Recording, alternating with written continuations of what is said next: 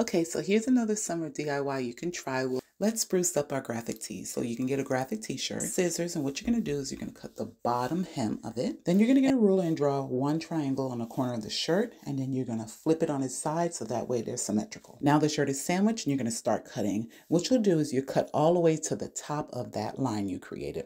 This is how you'll make your fringe of your shirt. So you'll just do that, cut that all the way down, cut with a good pair of scissors as well, and take your time. You don't want your lines to be all messed up and crooked. As you can see, we cut all the way down, you pull it, take it apart, and look, you have this like tassel fringe detail at the bottom of your shirt. That's already done. That gives it a little razzle dazzle, add a little fun to your shirt. But if you want to take it a step further, I got you. Now this requires a little bit of sewing, and I may experiment with a no-sew version. You guys let me know.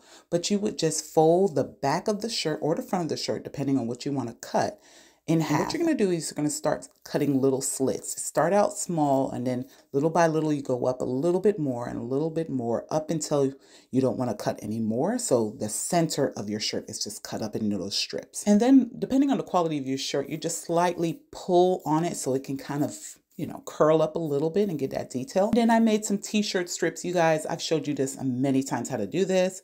But what we're going to do is we're going to add multicolored t-shirt strips in those slits. So depending on the colors that's in your shirt or the design, you may want to cut up multiple t-shirts to get different colors like I did. And what I did was I measured it from one end to the other end of those holes I cut in the back of the shirt. And I added a strip in the middle. I ended up getting a little more funkier and added some beads. I said, ooh, this might be cute. And it did. It did turn out really nice. So you can add some beads on those strips that you cut as well. Then you would do this.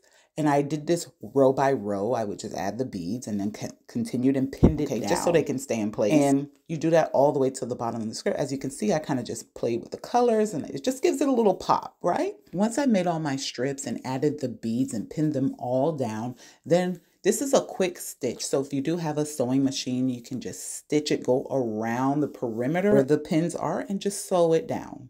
One quick stitch, it's not a lot of technique. Do this, just take your time. And then I sewed them down and that was it. That was the project. And I love how it turned out. Those pops of colors, the beads, it just adds a little fun and a cute DIY. Not hard at all, but let me know. What do you think about this one? And do you want me to try a no-sew version? I got you. As always, would you try this or would you buy this?